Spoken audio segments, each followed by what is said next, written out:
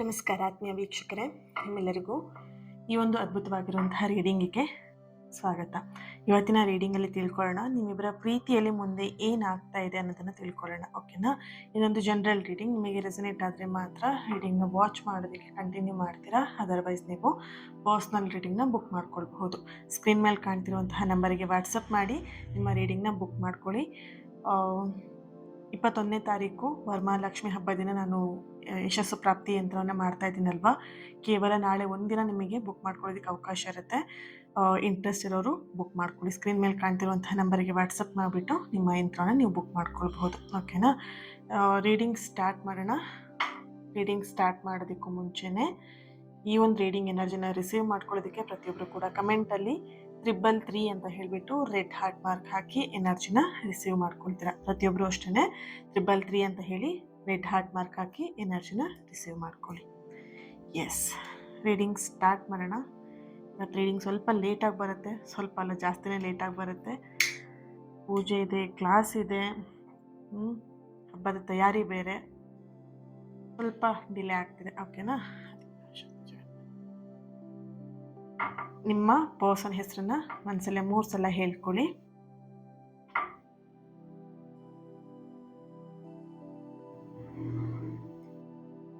ಏನಿದೆ energy check ಮಾಡೋಣ. Okay,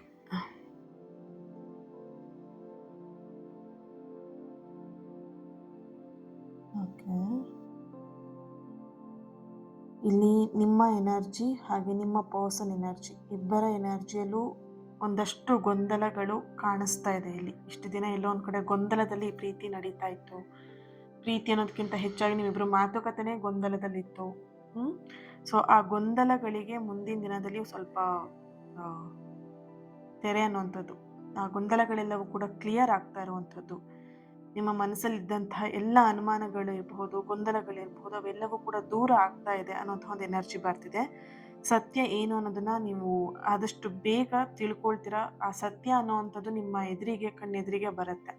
ಪ್ರೀತಿ ವಿಷಯದಲ್ಲಿ, ನಿಮ್ಮ ಪರ್ಸನ್ ವಿಷಯದಲ್ಲಿ, ಅಥವಾ ನಿಮಗೆ ಗೊತ್ತಿದೆ ಎಲ್ಲೋ ಒಂದು ಕಡೆ ಇದು ಮೋಸ ಆಗ್ತಿದೆ, ಅಥವಾ ಎಲ್ಲೋ ಒಂದು ಕಡೆ ಸುಳ್ಳು ಹೇಳ್ತಾ ಇದ್ದಾರೆ, ಅಥವಾ ಎಲ್ಲೋ ಒಂದು ಕಡೆ ಏನೋ ನಡೀತಾ ಇದೆ ಅನ್ನೋದು ನಿಮಗೆ ಸೂಕ್ಷ್ಮತೆಯಲ್ಲಿ ಗೊತ್ತಾಗ್ತಿದೆ. ಬಟ್ ಅದು ಕ್ಲಾರಿಟಿ ಇರಲಿಲ್ಲ ಇಷ್ಟು ದಿನ. ದೆನ್ ನಿಮಗೆ ನಿಮ್ಮ ಎನರ್ಜಿ ಕನೆಕ್ಟ್ ಮಾಡಿದಾಗ ಇಲ್ಲಿ ಇನ್ನೊಂದು 15 ಡೇಸ್ ಅಥವಾ ಒಂದು ಮುಂದಿನ ಅಮಾವಾಸ್ಯೆಯ ಅನ್ನೋದ್ರೊಳಗಡೆಗೆ ಒಂದಷ್ಟು ಸತ್ಯಗಳನ್ನ ನೀವಿಲ್ಲಿ ತಿಳ್ಕೊಳ್ತೀರಾ ಅನ್ನುವಂಥ ಒಂದು ಎನರ್ಜಿಯಲ್ಲಿ ಬರ್ತಿದೆ.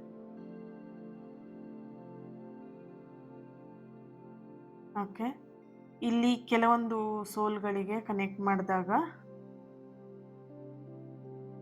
ಒಂದಷ್ಟು ಮನಸ್ಸಿನ, ಹೃದಯದ ಭಾವನಾತ್ಮಕವಾಗಿರುವಂತಹ ಒಂದು ಬೆಸುಗೆ ಅನ್ನುವಂಥ ಒಂದು ಎನರ್ಜಿ ಇಲ್ಲಿ ಬರ್ತಾ ಇದೆ. ನಿಮ್ಮಿಬ್ಬರ ಮಧ್ಯೆ ಇದ್ದಂತಹ ಒಂದು ಭಾವನಾತ್ಮಕವಾಗಿರುವಂತಹ ಬಂಧ ಏನಿತ್ತು ಅದು ಮತ್ತಷ್ಟು ಗಟ್ಟಿ ಆಗ್ತಾ ಇದೆ. ಓಕೆನಾ? ಇತ್ತೀಚಿನ ದಿನದಲ್ಲಿ ನೋಡಬಹುದು ಎಲ್ಲೋ ಸ್ವಲ್ಪ ಮಿಸ್ಅಂಡರ್ಸ್ಟ್ಯಾಂಡಿಂಗ್ ಬಂದು ಇಬ್ಬರಲ್ಲೂ ಮನಸ್ತಾಪಗಳು ಬರ್ತಾ ಇತ್ತು. ಒಂದು 15 ಡೇಸಿಂದ ಇರಬಹುದು, ಒಂದು 20 ಡೇಸಿಂದ ಇರ್ಬೋದು, 1 ಮಂತಿಂದ ಇರಬಹುದು. Okay, 1 minute. ಎಸ್, ಸ್ವಲ್ಪ ಮನಸ್ತಾಪಗಳು ಬರ್ತಾ ಇತ್ತು. ಸೊ ಇವಾಗ ಎಲ್ಲೋ ಒಂದು ಕಡೆ ಆ ಒಂದು ಮನಸ್ತಾಪಗಳು ದೂರ ಆಗಿ ಭಾವನಾತ್ಮಕವಾಗಿ ಇನ್ನೂ ಬಂಧ ಅನ್ನೋಂಥದ್ದು ಗಟ್ಟಿ ಆಗ್ತಾ ಇದೆ. ಒಬ್ಬರನ್ನೊಬ್ರು ಡೀಪ್ ಆಗಿ ಅರ್ಥ ಮಾಡ್ಕೊಳ್ಳುವಂಥದ್ದು, ಒಬ್ಬರನ್ನೊಬ್ರು ಅರ್ಥ ಮಾಡ್ಕೊಳ್ಳೋಕ್ಕಿಂತ ಹೆಚ್ಚಾಗಿ ಮನಸ್ಥಿತಿಗಳನ್ನ ಅರ್ಥ ಮಾಡ್ಕೊಳ್ಳುವಂತಹ ಒಂದು ಎನರ್ಜಿಲಿ ಬರ್ತಾ ಇದೆ.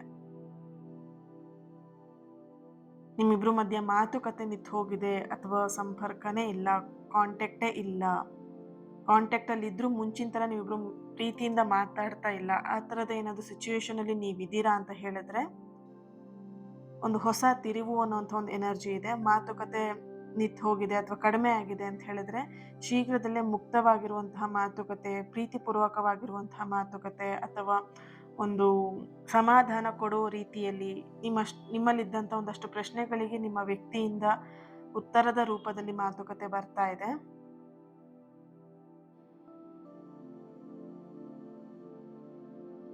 ನಿಮ್ಮ ಪರ್ಸನ್ ಎಲ್ಲ ಒಂದು ಕಡೆ ಕ್ಷಮೆ ಕೇಳ್ತಾ ಇದ್ದಾರೆ, ಆದರೆ ನಿಮಗೆ ಕ್ಷಮಿಸೋದಕ್ಕೆ ಆಗ್ತಾ ಇಲ್ಲ.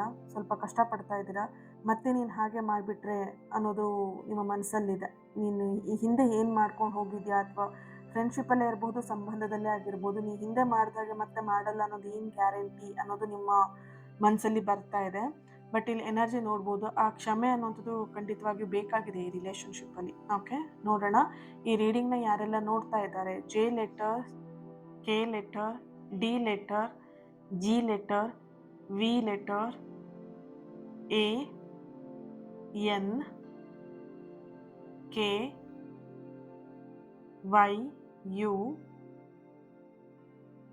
T, M, L, R letter ಅವರ ಪ್ರೆಸೆನ್ಸ್ ಇದೆ. Date of birth 19 1 10 28 25 7 9 11 6 21. 7 ಮಿನಿಟ್ಸ್ ತುಂಬಾ ನಿಮಗೆ ಇಂಪಾರ್ಟೆಂಟ್ ಇದೆ. 7 ಅವರ್ಸ್, 7 ಡೇಸ್, 7 ಮಿನಿಟ್ಸ್. ಓಕೆನಾ? ಸೊ ಚೇಂಜಸ್ ನೋಡಬಹುದು ಆ ಟೈಮಲ್ಲೇ ಅಂತ ಇಲ್ಲಿ ಕಾಣಿಸಿದೆ. ಅಂದರೆ 7ನೇ ತಾರೀಕು, 7ನೇ ಮಂತ್ ಆಗಿರಬಹುದು, ಅಥವಾ 7ನೇ ಮಂತ್ ಅನ್ನೋದಕ್ಕಿಂತ ನಿಮ್ಮಿಬ್ರು ಎನರ್ಜಿಗೆ 7 ಅನ್ನೋದು ತುಂಬ ಸ್ಟ್ರಾಂಗಾಗಿ ಕನೆಕ್ಟ್ ಆಗ್ತಾ ಇದೆ. ನೀವಿಬ್ರು ಮಾತಾಡಿ 7 ಮಂತ್ ಆಗಿರ್ಬೋದು, 7 ಡೇಸ್ ಆಗಿರಬಹುದು, ಅಥವಾ ನೀವಿಬ್ರು ಯಾವಾಗಲೂ 7 o'clock ಮಾರ್ನಿಂಗ್ ಅಥವಾ ಈವ್ನಿಂಗ್ 7 o'clock ಮೀಟ್ ಆಗ್ತಿರ್ಬೋದು, ಅಂದರೆ ಭೇಟಿ ಮಾಡ್ತಿದ್ದಿರಬಹುದು ಇಬ್ರು. ಸೊ ಈ ಥರದ ಎನರ್ಜಿ ಇದೆ. ಎಸ್, ನೋಡೋಣ ನೆಕ್ಸ್ಟ್ ಟ್ಯಾರೋದಲ್ಲಿ ಏನು ಬರುತ್ತೆ ಅಂತ ಚೆಕ್ ಮಾಡೋಣ.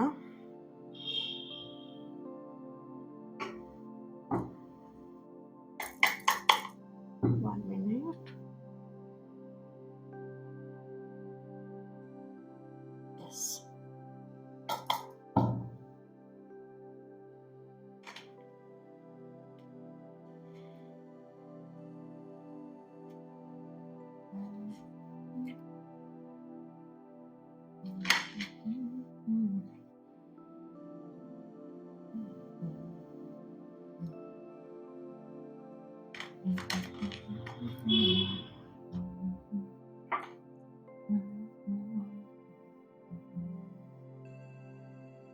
ರೀಡಿಂಗ್ ಸ್ವಲ್ಪ ಲೇಟ್ ಆದರೆ ಅಡ್ಜಸ್ಟ್ ಮಾಡ್ಕೊಳ್ಳಿ ಆಯಿತಾ. ಹಬ್ಬ ಮುಗಿಯೋವರೆಗೆ ಸ್ವಲ್ಪ ಟೈಮಿಂಗ್ಸ್ ಹೆಚ್ಚು ಕಡಿಮೆ ಆಗಬಹುದು, ಸ್ವಲ್ಪ ಅಡ್ಜಸ್ಟ್ ಮಾಡ್ಕೊಳ್ಳಿ.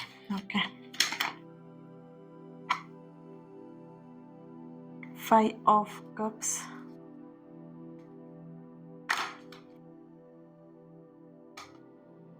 ಓಕೆ, ದ ಸ್ಟಾರ್, ಹಾಗೆಯೇ ಕ್ವೀನ್ ಆಫ್ ಸಾರ್ಟ್ಸ್ ಬರ್ತಾ ಇದೆ.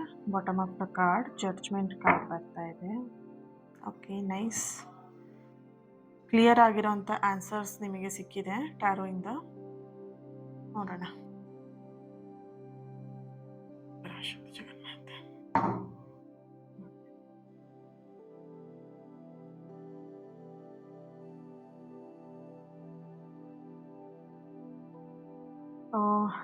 ಇಲ್ಲಿ ಎನರ್ಜಿ ಬಂದಿದೆ.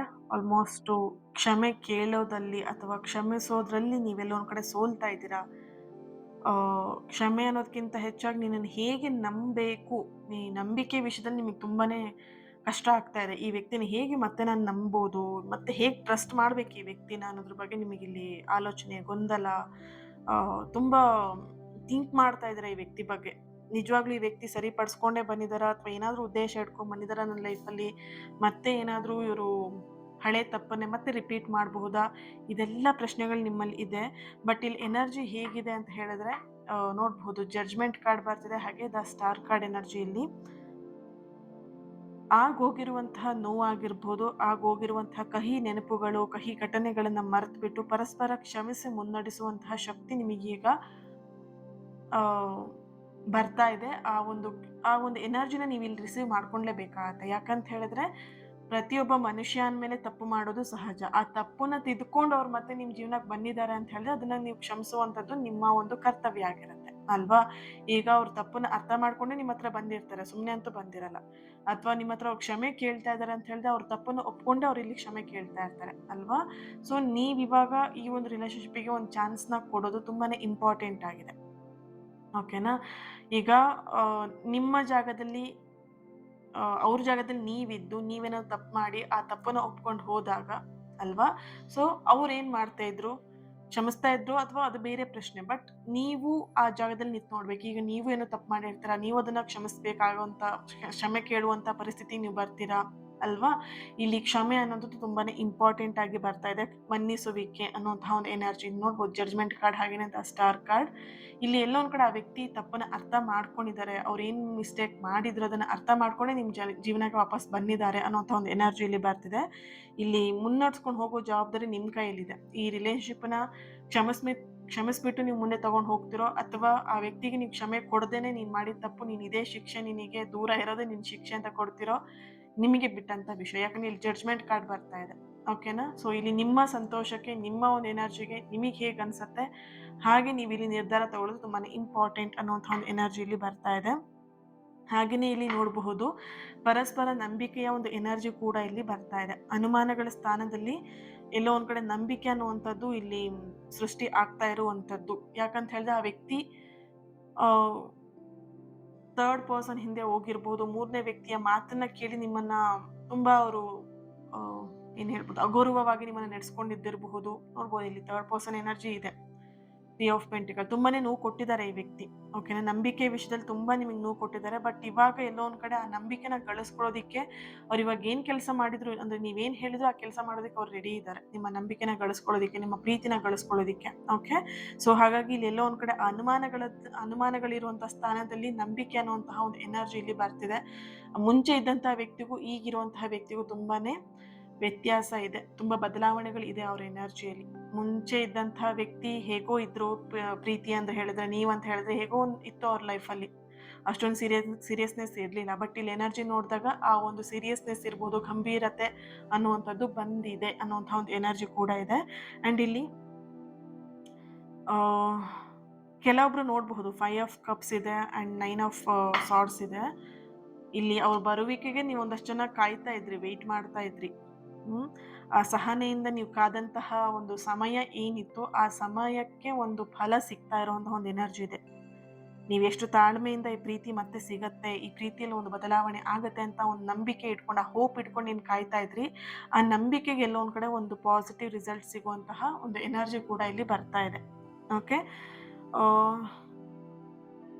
ಓಕೆ, ನಿಮ್ಮ ಪ್ರೀತಿಯಲ್ಲಿ ಒಂದು ಸಿಹಿ ಫಲವನ್ನ ನೀವು ನೋಡ್ತೀರಾ ಅನ್ನುವಂಥದ್ದು ಕೂಡ ಎನರ್ಜಿ ಇದೆ ಇಲ್ಲಿ. ತಾಳ್ಮೆಗೆ ತಕ್ಕಂಥ ಫಲ ನಿಮಗೆ ಸಿಗತ್ತೆ. ಸೊ ಎನರ್ಜಿ ಇಲ್ಲಿದೆ. ಓಕೆ? ನೆಕ್ಸ್ಟ್ ಇಲ್ಲಿ ನೋಡಬಹುದು ಇಲ್ಲಿ ಕ್ವೀನ್ ಆಫ್ ವ್ಯಾಂಡ್ಸ್ ಬರ್ತಿದೆ, ಜೊತೆಯಲ್ಲಿ ಕಿಂಗ್ ಆಫ್ ಕಪ್ಸ್ ಎನರ್ಜಿಯಲ್ಲಿ. ಓಕೆ?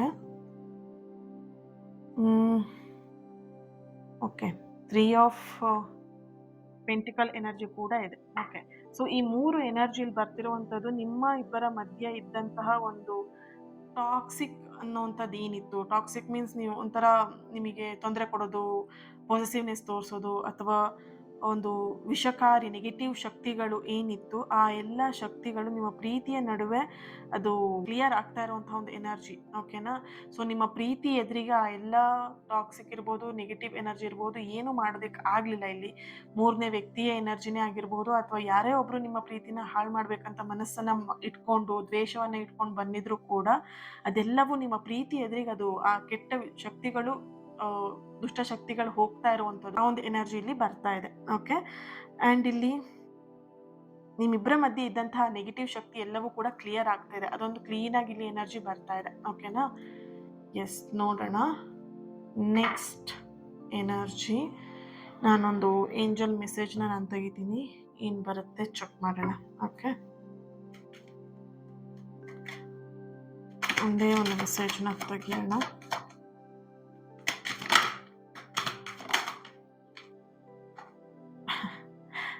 ಹೆಚ್ಚಾಗಿ ಈ ಮೆಸೇಜ್ ತುಂಬ ಚೆನ್ನಾಗಿ ನಿಮಗೆ ಕನೆಕ್ಟ್ ಆಗುತ್ತೆ. ತುಂಬ ಜನಕ್ಕೆ ಈ ಮೆಸೇಜ್ ಯಾವಾಗಲೂ ರಿಪೀಟೆಡ್ ಆಗಿ ಬರುತ್ತೆ. ಸೊ ಆ ಕನೆಕ್ಷನ್ ಇಲ್ಲಿ ನಿಮಗೆ ಬರ್ತಿರೋವಂಥದ್ದು ಏನು ಅಂತ ಹೇಳಿದ್ರೆ ಪರ್ಫೆಕ್ಟ್ ಟೈಮಿಂಗ್. ಮುಂದೆ ನಿಮ್ಮ ಲೈಫಲ್ಲಿ ಲವ್ ಲೈಫಲ್ಲಿ ಏನೇ ಅಪ್ಸ್ ಆ್ಯಂಡ್ ಡೌನ್ಸ್ಗಳು ನಡೀತಿರ್ಬೋದು, ಆ ಪರ್ಫೆಕ್ಟ್ ಟೈಮಿಂಗ್ ಅನ್ನೋದು ತುಂಬ ನಿಮಗೆ ಇಂಪಾರ್ಟೆಂಟ್ ಇದೆ. ನೋಡ್ಬೋದು ಇಂಪ್ರೂವಿಂಗ್ ಹೆಲ್ತ್, ನಿಮ್ಮ ಮೆಂಟಲ್ ಹೆಲ್ತ್ ಇರ್ಬೋದು, ಫಿಸಿಕಲಿ ಹೆಲ್ತ್ ಇರ್ಬೋದು, ಸ್ವಲ್ಪ ಗಮನ ಕೊಡಿ. ಪರ್ಫೆಕ್ಟ್ ಟೈಮಿಂಗಲ್ಲಿ ಎಲ್ಲವೂ ಕೂಡ ಕ್ಲಿಯರ್ ಆಗುತ್ತೆ. ಚಿಂತೆ ಮಾಡ್ತಿದ್ದೀರಾ, ತುಂಬ ಜನ ಚಿಂತೆ ಮಾಡ್ತಿದ್ದೀರಾ. ಈ ಕಡೆ ಪ್ರೀತಿ ಬಂದ್ರೂ ಚಿಂತೆ, ಪ್ರೀತಿ ಬಂದಿಲ್ಲ ಅಂದ್ರೂ ಚಿಂತೆ ನಿಮಗೆ.